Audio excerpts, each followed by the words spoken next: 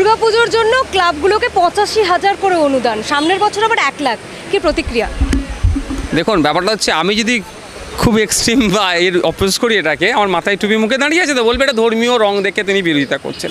ব্যাপারটা হচ্ছে আমি এখানে প্রথম বলি, আমি বিধানসভার সদস্য হিসাবে পশ্চিমবাংলার বিধানসভাতে রাজ্যের মানুষের আর্থিকভাবে স্বাবলম্বী হওয়ার জন্য অনেক দাবি করেছি।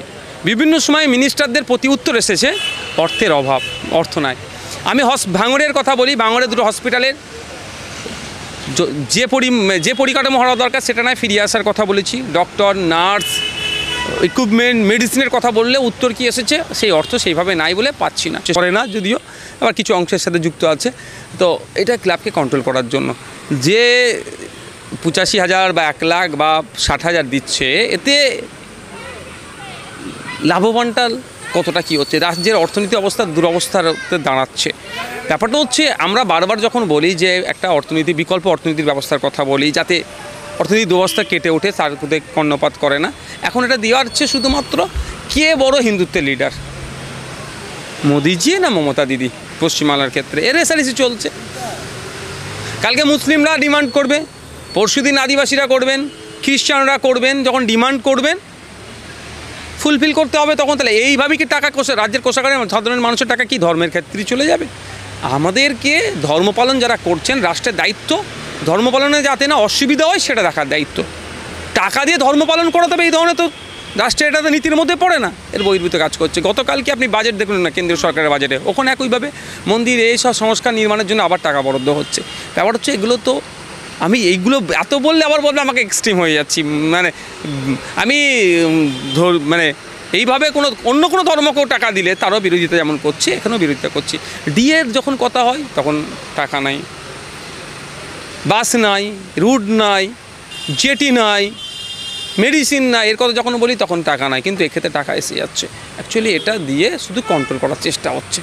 মমতা ব্যানার্জি কিন্তু বলছেন এই বাজেট নিয়ে যে পুরোটাই অন্ধকার, বাংলাকে বঞ্চনা করা হয়েছে। বাজেট তো দেখলেন, কি মনে হচ্ছে বাংলাকে বঞ্চনা করা হয়েছে? অবশ্যই বাংলার সাথে বিমাতৃসুলভ আচরণ হচ্ছে, এটা কোনোভাবেই মেনে নেওয়া যায় না। কিন্তু দুর্ভাগ্যের বিষয়, যুক্তরাষ্ট্রীয় পরিকাঠামো মেনে যে চলা দরকার, আমার রাজ্যের যিনি সরকারের প্রধান আছেন তিনি অনেক ক্ষেত্রে সেটা ভুল পদক্ষেপের বলে আজকে আমাদের এই দিন দেখতে হচ্ছে। কেন্দ্রের যে কোনো সরকার থাকতে পারে, আজ বিজেপি সরকার আছে, কালকে অন্য কারো সরকার আসতে পারে। কেন্দ্রের রাজ্যের যে যুক্তরাষ্ট্রীয় পরিকাঠামোর যে সম্পর্ক মজবুত করা দরকার সেটা মজবুত করতে পারেনি বলে আজকে আমাদের এই দুর্দিন দেখতে হচ্ছে। কারণ আমরা তো বিভিন্ন প্রজেক্ট পেতে পারি। মমতা ব্যানার্জি যেটা বলছেন যে এখান থেকে জিএসটি টাকা তুলে নিয়ে যায় কেন্দ্র, কিন্তু কেন্দ্র থেকে বাংলাকে টাকা দেওয়ার সময় বাংলাকে বঞ্চনা করে। দেখুন, আমি একটা কথা বলি, রাজ্যে সংঘাত হলে, রাজ্যের সাথে কেন্দ্রের সংঘাত হলে সাংবিধানের প্রভিশন আছে, সম্ভবত আর্টিকেল 131 ভাষায় বলছি, আবাস যোজনার টাকা গরিব মানুষ পাচ্ছে না, এটার জন্য মামলা করতে সুপ্রিম কোর্টে যায় না। কেন বুঝতে পারছেন তো? যদি 100 দিনের কাজের মামলা করতে সুপ্রিম কোর্টে যায়, আমি আপনাকে বলছি তৃণমূলের বড় বড় নেতাদেরকে জেলে থাকতে হবে। আমার কাছে এর তথ্য আছে, বর্ষা হয়েছে, বন্যা হয়েছে, ডুবে গিয়েছে, ওখানে নাকি 100 দিনের কাজ করেছে। আবার কীভাবে করে? এখানে যদি পানি ভর্তি হয়েছে, এখানে 100 দিনের কাজ কীভাবে হয়েছে? আচ্ছা, একটা মৌজাতে এত খাল খনন দেখিয়েছে, ওই মৌজাতে হয়তো ভালো জমি আর নাই, মানে এগুলো সব টাকা লুট হয়েছে। ফলে এরা যাচ্ছে না সুপ্রিম কোর্টে, শুধু বাজার গরম করার জন্য কথা বলছে। রাজ্যে কর্মসংস্থানের অভাব, এই নিয়ে আপনারাও বারবার আওয়াজ তুলেছেন, কিন্তু মমতা ব্যানার্জি 21শে জুলাই মঞ্চ থেকে আবার বললেন যে 10 লক্ষ চাকরি তার হাতে রয়েছে, দিচ্ছেন না কেন? প্রশ্নটা এটা। সেটা তো প্রশ্ন আমারও। ক্ষমতায় তৃতীয়বারের জন্য ক্ষমতায় আসার আগে তিনি বলেছিলেন ডবল চাকরি দেবে। ডবল চাকরি দূরের কথা, চাকরি চাইতে গেলে পুলিশকে দিয়ে কামড় করাচ্ছে অনেক জায়গায়, আপনারা দেখিয়েছেন খবর। এই পরিস্থিতি, চাকরি দিলে তো আপনার তার মাইনে দিতে হবে, সে মাইনেটা কি রাজ্য সরকারের কাছে মজুদ আছে? কিন্তু পুজোয় ক্লাবকে টাকা দিতে সেটা দেবে, ধার দেনা করে হলে দিতে হবে, মাইনে দিতে পারবে না। আজকে বলুন তো, পুলিশে প্রায় 2 লাখের কাছাকাছি শূন্যপদ আছে। যদি 1 লাখ যদি পুলিশে নিয়োগ হয়, তাহলে 1 লাখ পরিবার বেঁচে গেল, প্রায় 5 লাখ মানুষ উপকৃত হলো। ওই 5 লাখ মানুষের জন্য যারা ঠেলা যে যার মধ্যে ব্যবসা করছে, আরও 25 লাখ মানুষ উপকৃত হবে। 6.5 লাখ থেকে 7 লাখ শূন্যপদ আছে। যদি 6.5 লাখ থেকে 7 লাখ শূন্যপদ পূরণ করে, তাহলে এই 6.5 কি 7 লাখ পরিবার আছে বেঁচে যাবে।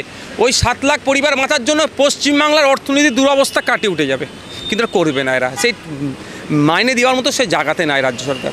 দুর্নীতির বারবার অভিযোগ তুলেছেন আপনারা। মমতা ব্যানার্জি 21শে জুলাইয়ের মঞ্চ থেকে অবশ্য বলছেন যে দুর্নীতির সঙ্গে কোনো আপোষ নয়, আমরা লড়াই করব।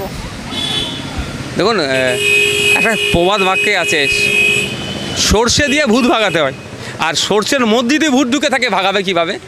উনি বলছেন সাইকেলে চড়ে পৌঁছাতে হবে বলছেন। উনি কি ওইটা সবার জন্য বলেছেন, না বুথের স্তরের কর্মীদের জন্য বলেছেন, না রাজ্যের ওনাদের টপ টু বটম পর্যন্ত যে সমস্ত নেতারা তাদের জন্য বলেছেন? কারণ তো কেউ তো চার্টার্ড ফ্লাইটে আসছে, তার ক্ষেত্রে কী প্রযোজ্য হবে? বিধানসভায় বিরোধী দলনেতাকে তেড়ে গিয়েছেন তৃণমূল বিধায়ক, তো এই ঘটনায় কি প্রতিক্রিয়া? কোনোভাবেই এটা অ্যাকচুয়ালি এগুলো হচ্ছে তৃণমূলের সংস্কৃতিতে পরিণত হচ্ছে, এগুলো আস্তে আস্তে ছড়িয়ে যাচ্ছে। এটা বুথের স্তরে হতে এটা হতে হতে হতে হতে আজকে এর মধ্যে পৌঁছে যাচ্ছে, এটা কোনোভাবেই মেনে নেওয়া জানি না। আপনারা জানবেন দেবলীনা হেমব্রম সম্ভবত ওনার নাম, ওনাকে বিধানসভার মধ্যে মারধর করা হয়েছিল। এই সংস্কৃতি তৃণমূল আবিষ্কার করছে। বিজেপি যেটা দাবি করছে যে বিধানসভায় বিরোধী দলের বিধায়কদের কথা বলতে দেওয়া হয় না, আপনিও তো বিরোধী দলের বিধায়ক, কথা বলতে দেওয়া হয়? দেখুন, এটা শুধুমাত্র বিধানসভায় সীমাবদ্ধ নয়, দেশের লোকসভাতেও দেখুন, রাজ্যসভাতেও দেখুন, যারা সংখ্যাগরিষ্ঠ আছে সংখ্যালঘুদেরকে সেখানে চেপে ধরার চেষ্টা করে। এখানে বিজেপি সংখ্যালঘু, আর দিল্লিতে বিজেপি সংখ্যাগুরু। দিল্লিতে বিজেপি দেখুন একদিনে কতটা এমপিকে বরখাস্ত করেছিল, তো এক্ষেত্রেও সে হচ্ছে। তবে একটা কথা বলবো, বিরোধী আমরা তো, আমি আমার কথা বলি, যেটা শাসকের গায়ে লাগে তখনই চিৎকার চেঁচামেচি করে, কিন্তু চিৎকার চেঁচামেচি করলে আমি চুপ করে গেলে হবে না, আমার কথাটা ওখানে আমাকে রেকর্ড করাতে হবে, বলতে